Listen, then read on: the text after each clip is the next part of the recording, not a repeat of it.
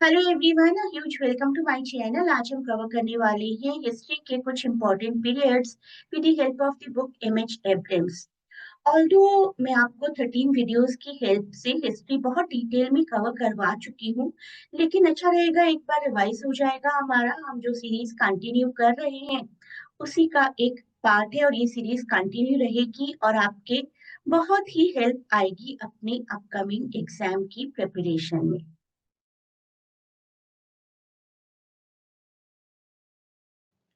इसके अलावा अगर आप कवर करेंगे हिस्ट्री ऑफ लिटरेचर जिसके 13 वीडियोस हैं, एक मॉक टेस्ट सीरीज जिसमें 36 वीडियोस अभी हैं और भी ऐड हो जाएंगे इन फ्यूचर, और कुछ इंपॉर्टेंट टर्म्स एमएच एब्रम्स की ये प्लेलिस्ट जो हम कवर कर रहे हैं, तो ये भी आपकी बहुत अच्छी प्रिपरेशन है। साथ ही साथ अगर आप क्रैश कोर्स ज्वाइन कर लेते हैं तो that will be a sure shot thing कि आपका एग्जाम क्रैक हो जाएगा, क्योंकि क्लासेस में हम बहुत ही रेगुलर एमसीक्यूज प्रैक्टिस भी करेंगे, पीडीएफ भी होंगी डेली टॉपिक्स की।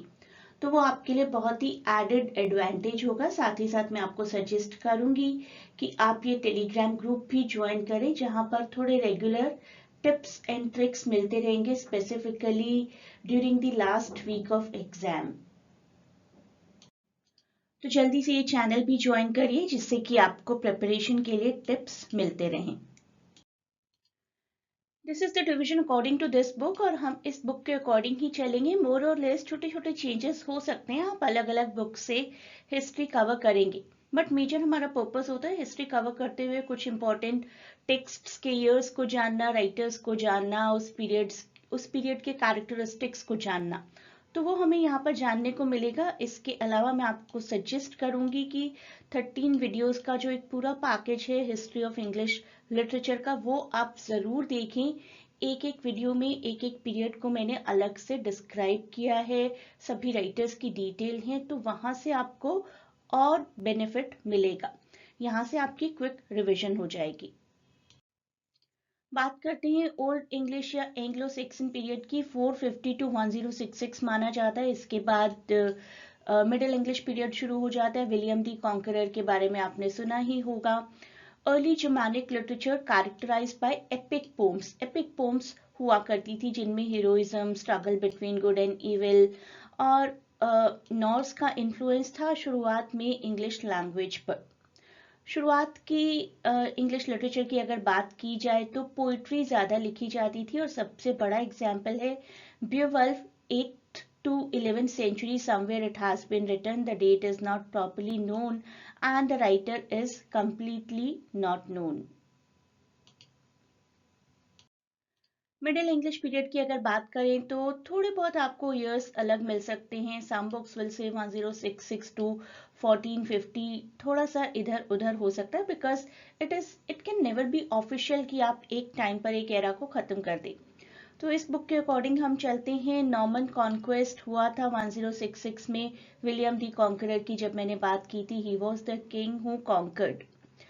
शिवेलरिक रोमांस बहुत ज़्यादा पॉपुलर हुआ था। अर्ली इंग्लिश बैलेड्स भी पॉपुलर हो रहे थे। और ओल्ड इंग्लिश से अगर लैंग्वेज की बात करें तो लैंग्वेज का स्टाइल ओल्ड इंग्लिश से मिडल इंग्लिश की तरफ शिफ्ट हो रहा था।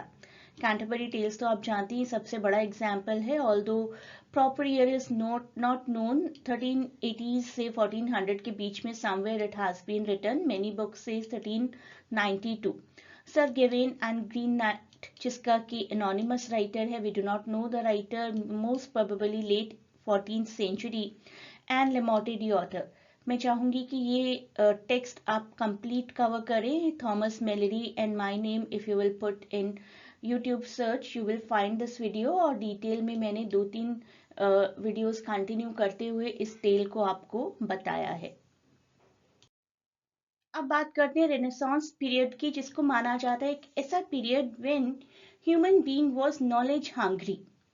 1500 टू 1660, और आई एम सेइंग अगेन कि आपको थोड़ा बहुत इधर या उधर ईयर्स मिल सकते हैं। इटली में शुरुआत हुई थी रेनेसांस की।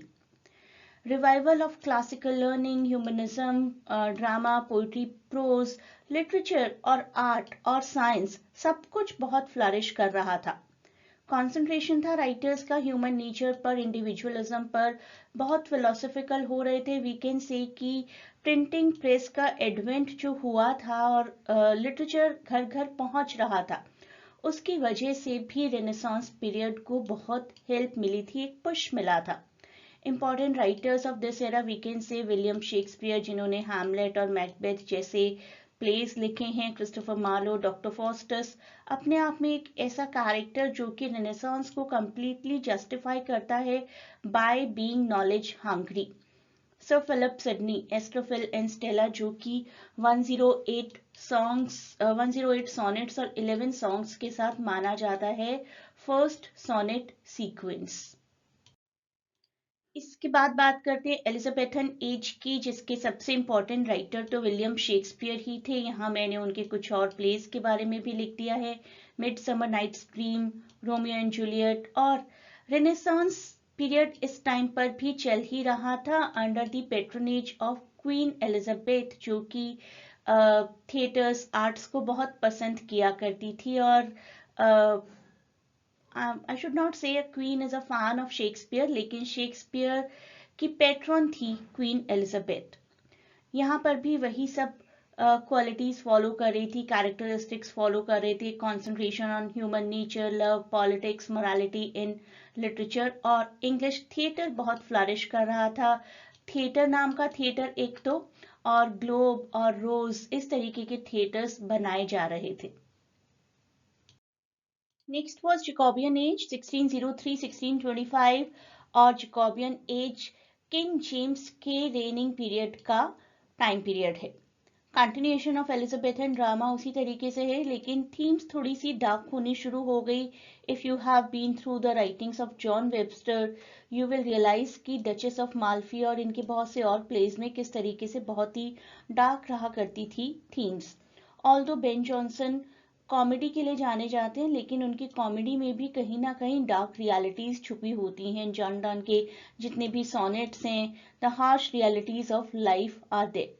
तो we can say exploration of human vice, moral corruption, power struggle, इन सबको जैकोबियन पीरियड में मेंशन ज्यादा किया जाता था। मेटाफिजिकल पोइट्री भी इसी पीरियड में फ्लरिश होनी शुरू हुई थी। Caroline age King Charles one के रेनिंग पीरियड का टाइम पीरियड है। मेटाफिजिकल पोइट्री यहाँ पर और ज्यादा रिफाइन हो रही थी। पिछले पीरियड में मैंने आपको बताया कि फ्लरिश होनी शुरू हुई थी।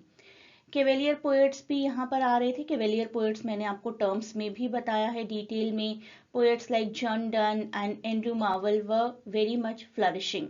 आप सबको ये सभी पोएट्रीज भी पढ़नी चाहिए। Almost all the writings, the flea, valediction to his coy mistress, ये सब आपको मेरे वीडियोस में मिल जाएगा। किंग चार्ल्स वन, जिनको कि हैंग किया गया था, एग्जीक्यूट किया गया था on 30th January 1649, or he was found to be a traitor, and the execution was culmination of political and military conflicts basically between royalists and parliamentarians. और इस हैंगिंग ने, इस एग्जीक्यूशन ने इंग्लिश सिविल वॉर को and किया था, and it all this conflict led to the capture and trial of Charles I. Next was Commonwealth period after the execution of Charles one, जिसमें बहुत पॉलिटिकल और religious upheaval हुए थे। इस period से पहले थिएटर्स को भी बंद करवाया गया था। प्रोज राइटर्स फ्लरिश हो रहे थे, रिलीजियस और पॉलिटिकल राइटिंग्स ही ज्यादा पॉपुलर हो रही थी। ड्रामा को तो सप्रेस किया गया था, प्यूरिटन सेंसरशिप थी, जिसके अगेंस्ट जॉन मिल्टन जी ने अपनी एरियोपेजिटिका में भी लिखा है। And one more important text is Thomas Hobbes' Leviathan. Leviathan को आप डिटेल में पढ़ना चाहते हैं तो you will be able to find my video. अब बात करते हैं न्यू क्लासिकल पीरियड की overall, which continued from 1660 to 1785। और न्यू क्लासिकल पीरियड एक ऐसा पीरियड जहां पर क्लासिकल, ग्रीक और रोमन राइटिंग्स को रिवाइव किया गया था। सटायर का भी राइज हुआ था यहाँ पर। मॉरल क्लैरिटी, इंटेलेक्चुअल डिस्कोर्स पर कॉन्सेंट्रेट किया जा रहा था। मेजर राइटर्स अगर हम कहें तो Alexander pope for writing rape of the lock, Jonathan Swift, Gulliver Travels, and even one contemporary of Alexander Pope, John Dryden, जिनका मैकफ्लेक्नो काफी पॉपुलर है।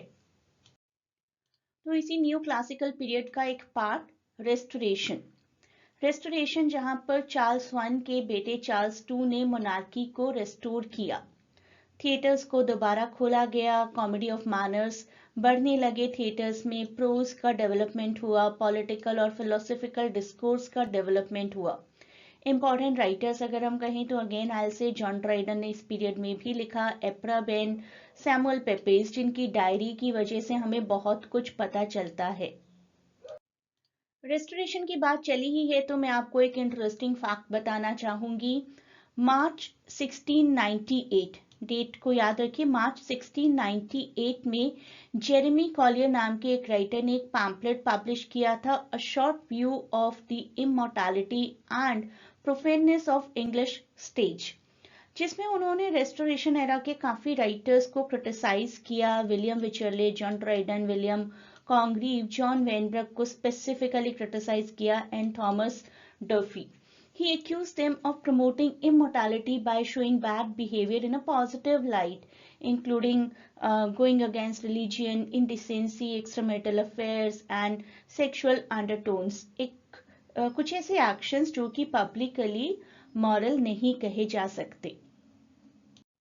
न्यू क्लासिकल के अंदर ही आती है ऑगस्टिन एज, जहां पर rationalism, moral clarity, social satire पर काफी फोकस था। विट, ऑर्डर, डेकोरम, ये सब कुछ हमें राइटिंग में नजर आ रहा था। एलेक्जेंडर पोप की राइटिंग में, जोनाथन स्विफ्ट जी की राइटिंग में, जोसेफ एडिसन और रिचर्ड स्टील। इसी टाइम पर वी कैन से पीरियोडिकल्स की भी शुरुआत हुई थी, टेटलर और स्पेक्टेटर जैसे, जो कि ह्यूमन बिहेवियर पर कमेंट्री कर रहे थे। इसके साथ ही फेमस पीरियोडिकल्स को भी एक बार देख लेते हैं, टेटलर, स्पेक्टेटर, जेंटलमैन्स मैगजीन, रैम्बलर, सबके ईयर्स और पब्लिशर्स के नाम यहाँ पर लिखे ही हैं, ये भी आपको एग्जाम्स में आ सकते हैं। ये टेलीग्राम चैनल आप लोग जरूर ज्वाइन करें, यहाँ से आपको काफी बेनिफिट मिलेगा। नेक्स्ट बात करते हैं एज ऑफ सेंसिबिलिटी की, और we can say age of Johnson, जहां पर ऑफ कोर्स सेंटिमेंटेलिटी और इमोशंस पर ज्यादा फोकस था। इस पीरियड की अगर फेमस राइटिंग की बात की जाए तो dictionary of English language, which is considered to be the first dictionary, although कुछ और डिक्शनरीज भी इससे पहले आ चुकी हैं but not that popular. James Boswell, the life of Samuel Johnson, Oliver Goldsmith, the vicar of Wakefield, ये काफी फेमस राइटिंग्स हैं। मैं आपको सभी इंपॉर्टेंट राइटिंग्स के ईयर्स भी प्रोवाइड करने की पूरी कोशिश कर रही हूँ। वी कैन से कि end of this era paved the path for romanticism. अब बात करते हैं रोमांटिक पीरियड की। रोमांटिक पीरियड एक ऐसा पीरियड जो कि इमेजिनेशन, नेचर, इंडिविजुअल इमोशंस पर कॉन्सेंट्रेट करता है। ऑल्दो बहुत सी बुक्स कहती हैं कि इट स्टार्टेड इन 1798 एंड बहुत ऑफिशियल भी है ये चीज़ कि लिरिकल बैलेट के साथ शुरू हुआ था, लेकिन कई बार ऐसा होता है कि ट्रांजिशन एकदम से नहीं होता। कई बार क्या, हमेशा ही ऐसा होता है कि ट्रांजिशन एकदम से नहीं होता कि आज ये पीरियड खत्म, कल से दूसरा पीरियड शुरू। तो उस ड्यूरेशन में तो इन सब ने ये सब कुछ सोचा भी नहीं होगा कि हम ऐसा कुछ करने वाले हैं। हमें विलियम ब्लेक की काफ़ी राइटिंग्स, जैसे कि 1789 में उन्होंने सॉन्ग्स ऑफ इनोसेंस पब्लिश किया था, उसके बाद उन्होंने इनोसेंस एक्सपीरियंस दोनों पब्लिश किए थे। तो 98 से पहले की ही बातें हैं कि एक हल्की सी हवा मिल चुकी थी, हल्का सा पुश मिल चुका था रोमांटिक राइटिंग्स को। मेजर रोमांटिक राइटिंग्स की बात करें तो विलियम ब्लेक के जो एग्जाम्पल्स मैंने अभी आपको दिए, plus William Wordsworth, S T Coleridge, John Keats, PB Shelley, Lord Byron और बहुत सारे और कॉन्टेम्प्ररी राइटर्स, रॉबर्ट सदे, आप इन सब के नाम मेंशन कर सकते हैं। विक्टोरियन पीरियड को ऑफिशियली क्वीन विक्टोरिया से ही एसोसिएट किया जाता है, हु स्टार्टेड हर रेन इन 1837, लेकिन कुछ कुछ फीचर्स हमें नजर आने शुरू हो गए थे। तो according to many books in this book it is 1832 to 1901, क्योंकि मेजर फीचर्स क्या है, industrial revolution, social reform and realism, जो कि शेप अप कर रहा था लिटरेचर को। हमें बहुत सारी राइटिंग्स में रियलिज्म देखने को मिलता है, things are told as they are, nothing superficial is added. Social issues पर बहुत ज्यादा concentration, class, morality, progress, faith, individual का role in society. We get to see in the many writings of Charles Dickens, in the many writings of Thomas Hardy. इसी को overlap करता हुआ एक period pre Raphaelite. Pre Raphaelite एक artistic moment जो कि painters को ज़्यादा इन्वॉल्व करती थी, और वी कैन से कि इनका कंसंट्रेशन था इमेजरी की तरफ. अगर आप गॉबलिन मार्केट पढ़ चुके हैं कभी, मेरा वीडियो आपको अगेन आई एम सेइंग कि मिल जाएगा, तो देखिए किस तरीके से गॉबलिन्स की इमेज, सिस्टर्स लॉरा और लिजी की इमेज आपकी आंखों के सामने आ जाती है when you read this poetry. Romanticism का इम्पैक्ट यहाँ पर था थोड़ा बहुत, और काफी सिंबॉलिज्म भी चलता था. राइटिंग बहुत ऑर्नामेंटल होती थी. DG Rossetti, Christina Rossetti, William Morris, इन सब की राइटिंग्स काफी पॉपुलर रही हैं प्री रेफेलाइट पीरियड में. Majorly it concentrated on paintings. Pre Raphaelite की बात थोड़ा सा डिटेल में करते हैं. 1848 में ये ग्रुप फॉर्म हुआ था, and the major members William Holman Hunt, John Everett Mills, D.G. Rossetti, William Michael Rossetti, James Collinson, Frederick George Stephens and Thomas Wallner. ये सभी नाम आपको याद रखने हैं. ऑड वन आउट में आ सकते हैं. Which of the following was a member, was not a member, इस तरीके के क्वेश्चंस आ सकते हैं. ईयर से रिलेटेड क्वेश्चन आपको आ सकता है एग्जाम्स में. एक और important overlapping moment aestheticism and decadence. यहीं पर पॉपुलर हुआ the phrase arts for art sake, which was a reaction we can say against industrialisation and Victorian morality. Those who believed in aestheticism, they said कि beauty of art itself is a good characteristics to continue creating art. तो art for art's sake. Important writers Oscar Wilde, Walter Pater. इन दोनों को हम इस moment का बहुत ही important writer और leader मानते हैं. अब शुरुआत होती है मॉडर्न पीरियड की, जिनके राइटर्स को हम लोग काफी अच्छे से स्टडी करते हैं. वर्ल्ड वॉर 1 का इम्पैक्ट आया था इन पर. टी.एस. एलियट का वेस्टलैंड आप पढ़ेंगे तो वॉर के इम्पैक्ट्स के बारे में ही था. James Joyce Ulysses shows the fragmentation of the society. Virginia Woolf, Mrs Dalloway, हमें एक कैरेक्टर दिखाया गया है सेप्टिमस, जिन पर वॉर का ट्रॉमा है. तो ट्रेडिशनल नॉर्म्स को हमने रिजेक्ट कर दिया था. नए नए new found literary devices, literary styles popular हो रहे थे. स्ट्रीम ऑफ कॉन्शियसनेस काफी पॉपुलर हो रहा था, जिसके लीडर माने जाते हैं James Joyce and Virginia Woolf. लोग एलिनेटेड हो रहे थे, आइडेंटिटी क्राइसिस चल रहा था, एक डिसइल्यूजनमेंट चल रहा था पूरी सोसाइटी में, specifically in the European world because of the impact of world war 1, जो कि 1914 से 1918 तक हुई थी. ओवरलैप करता हुआ एक पीरियड है Edwardian period, which was during the rain of king Edward. Of course it was a transition between Victorian and modernist literature. एक शॉर्ट ब्रीफ पीरियड है. वी कैन से तूफान से पहले की शांति ना, तो वर्ल्ड वॉर 1 से पहले की शांति. तो इस पीरियड के पॉपुलर वर्क में हम E.M. फॉस्टर के कुछ वर्क्स को पुट कर सकते हैं, specifically the room with a view. एक और overlapping period Georgian period. King George, जिनकी ग्रैंड डॉटर थी एलिजाबेथ II, जिनकी रिसेंट डेथ हुई है. तो यहाँ भी मॉडर्निज्म के इम्पैक्ट्स थे, क्योंकि मॉडर्निज्म का ही तो पैरेलल पीरियड था. Conditions of reflection related to world war 1. यहाँ भी साइकोलॉजिकल और एग्जिस्टेंशियल थीम्स थे, और वर्ल्ड वॉर 1 से रिलेटेड लिटरेचर ही पब्लिश हो रहा था. वॉर रिलेटेड पोइट्रीज लिखी जा रही थी, और वॉर राइटर्स में सबसे पहले नाम आता है रुपर्ट ब्रॉक का. Rupert Brock 1914 and other poems, this is the name of the poetry. John Masefield का द बॉक्स ऑफ डिलाइट. सब कुछ कॉन्सेंट्रेट करता था वॉर के ट्रॉमास पर. ये है हमारे कुछ famous war poets. Wilfred Owen, जिन्होंने ड्यूल्से एट डेकोरम लिखा था, और बहुत ही खूबसूरत पोइट्री है जो दिखाती है कि wars are not necessary. Strange meeting, किस तरीके से दो एनिमी साइड के सोल्जर्स ऊपर जाकर एक दूसरे से मिलते हैं और कहते हैं I am the enemy, you killed my friend. हम दोनों की तो कोई दुश्मनी नहीं थी, लेकिन फिर भी हमने एक दूसरे को मारा है. एंड सिसोन की poetry collection the old huntsman and Rupert Brock the soldier. ये सभी पोइट्रीज रिफ्लेक्ट करती हैं कि वॉर्स किस तरीके से कंप्लीटली फ्यूटाइल हैं। अब एमएच एब्रम्स जी ने एक ऐसा पीरियड मेंशन किया है जो कि थोड़ा सा शांति का पीरियड था पूरी दुनिया के लिए। वर्ल्ड वॉर टू भी एंड हो चुकी थी। ऑल्दो राइटिंग्स में हमें एग्जिस्टेंशियलिज्म और वर्ल्ड वॉर टू के इम्पैक्ट्स देखने को तो मिलते ही थे, और that is quite obvious. George Orwell का आप 1984 कभी पढ़ेंगे, again you can see, you can watch my video. यहाँ पर आपको टोटलिटेरियनिज्म के इम्पैक्ट्स देखने को मिलेंगे। वेटिंग फॉर गॉडो में किस तरीके से लोग एक दूसरे के साथ कम्युनिकेशन ही नहीं कर पा रहे हैं, that you will come to know. Then the post modern period, India में मैं इसका सबसे बड़ा एग्जाम्पल मिडनाइट्स चिल्ड्रन ही देती हूँ हमेशा, सलमान रश्दी जी का, जहाँ पर हमें फ्रेगमेंटेशन, सेल्फ रिफ्लेक्सिविटी, मेटाफिक्शन, ये सब कुछ देखने को मिल रहा था। पोस्ट मॉडर्न के बारे में मेरा एक सेपरेट वीडियो भी है, तो अलग से इन सभी पीरियड्स को आप ज़रूर स्टडी करिए। डिटेल में करना भी बहुत ज़रूरी है, इसको आप एक रिविजन की तरह ले सकते हैं। Gravity's Rainbow, the Handmaid's Tale, ये वर्क्स काफ़ी इंपॉर्टेंट है इस पीरियड के। और साथ ही साथ मैंने आपको बताया कि सलमान रश्दी तो पोस्ट मॉडर्निज्म के बहुत ही लैंडमार्क राइटर हैं।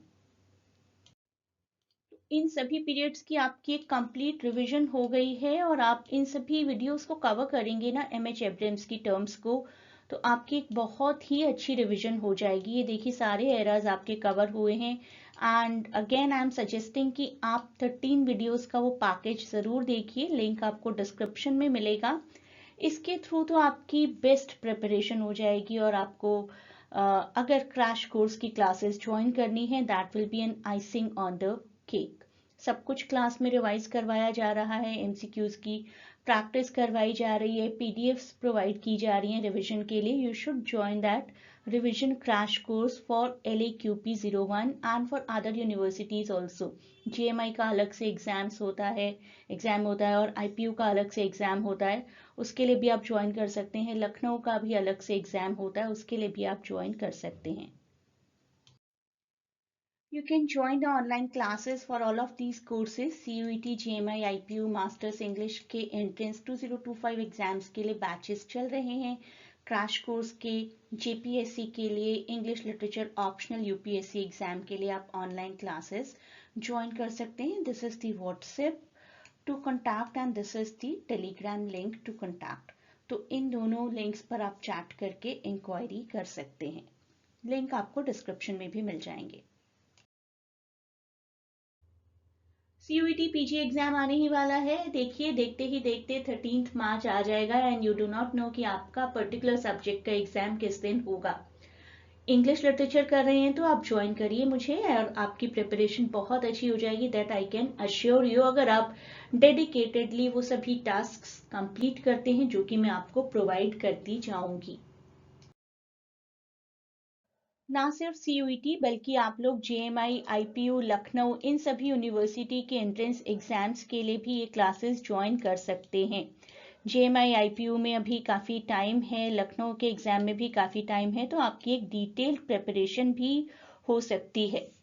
जैसे जैसे एग्जाम्स होते हैं, जिस जिस तरीके से इन पर्टिकुलर यूनिवर्सिटीज़ का पैटर्न होता है, मैं उसी हिसाब से आपको प्रिपरेशन करवाती चली जाती हूँ। कुछ बेसिक सबके लिए ज़रूरी होते हैं, वो भी हम कवर करते हैं क्लासेस में, along with a huge practice of MCQs।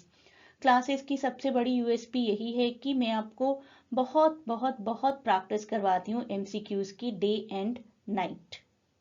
तो ज्वाइन करिए classes, link has been given in description.